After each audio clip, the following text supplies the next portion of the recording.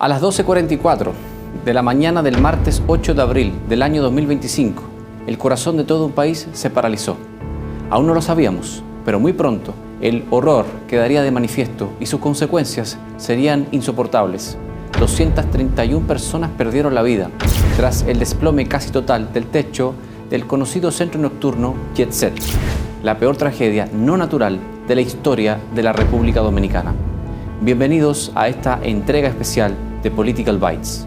Pasarán años antes de poder asimilar en su totalidad lo vivido en esas 48 horas frenéticas y aciagas, en las que pasamos de la sorpresa al escepticismo, del escepticismo al dolor y de este a la más profunda indignación por un hecho que, aunque sujeto a las investigaciones del lugar y sus conclusiones, es imposible eludir la sensación de que pudo evitarse semejante desgracia.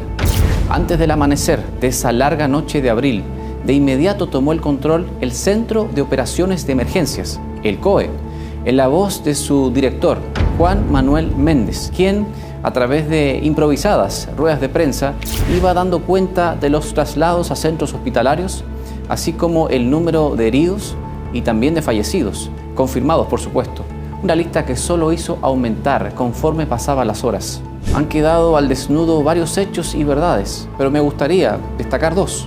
Por un lado, la profunda solidaridad y empatía de la sociedad dominicana, a través de mensajes de apoyo, duelo y solidaridad de millones de personas, y por medio de ayuda efectiva también en la zona cero, llevando comida, agua y cuanta cosa fuera necesaria para hacer más llevaderas esas interminables horas de espera para los familiares de las víctimas, pero también para el personal de rescate, algo verdaderamente encomiable. En la otra vereda, un hecho llamativo en estos días inolvidables y trágicos ha sido la desinformación, la cual ha provenido desde todos los sectores, los cuales podemos clasificar de algún modo en tres niveles. El primero, el público en general, personas que no pertenecen a un medio o ni siquiera se dedican a la comunicación y el periodismo, meros comentaristas de hechos y de rumores.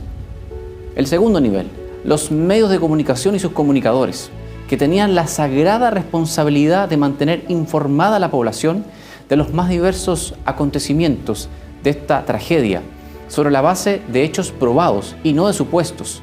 Más aún cuando se trata de contabilizar vidas perdidas, personas heridas, desaparecidos y luego cadáveres por reclamar.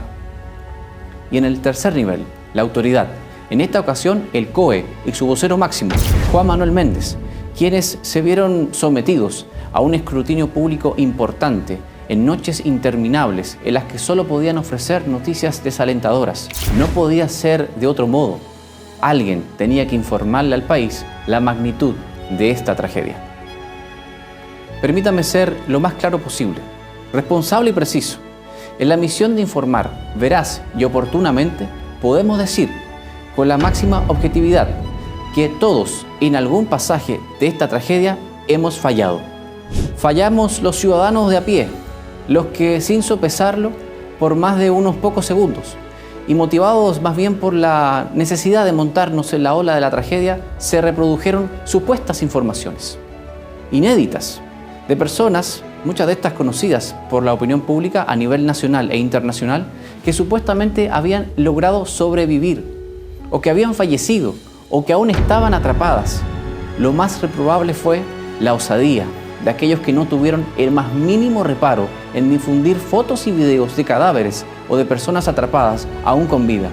Al mismo tiempo, fallaron muchos medios y fallaron sus respectivos comunicadores, porque se la pasaron reproduciendo datos e informaciones que solo alimentaron la confusión, generando, por un lado, falsas esperanzas sobre posibles sobrevivientes y por el otro lado, el morbo sobre las posibles causas de la tragedia y sus responsables, más motivados por los clics, por los views y no por apegarse a la ética de informar. Falló la autoridad también, aunque debo precisar que falló de forma aislada, pero sí en un caso muy emblemático que trascendió las fronteras del país, como fue la muerte de la voz más alta del merengue, Ruby Pérez, de quien se dijo un sinfín de cosas falsas, creando un torbellino de rumores y generando expectativas que circularon alegremente durante más de 24 horas. No fue sino hasta la madrugada del miércoles 9 de abril cuando finalmente se confirmó su deceso de forma oficial. Ruby Pérez, su vida y trágico final, envuelven de alguna manera las contradicciones de nuestra sociedad. Y es que no fuimos capaces de controlarnos en el impulso de desinformar sobre su supervivencia o posible deceso, ni los ciudadanos difundiendo cuánto rumor alcanzara nuestras manos, ni los medios, ni el propio COE, quienes llegaron a sostener que Ruby estaba vivo, gracias a que supuestamente el cantante había logrado entonar algunas estrofas de sus más famosas canciones para guiar de alguna manera a los rescatistas al lugar donde se encontraba. También se dijo que había sido rescatado y que incluso ya estaba interno en un centro hospitalario de la capital.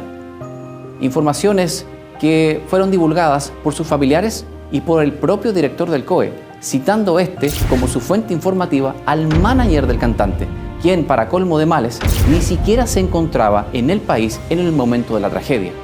Luego de esta sonora pifia, el COE enmendó el curso e informó debidamente durante las horas sucesivas.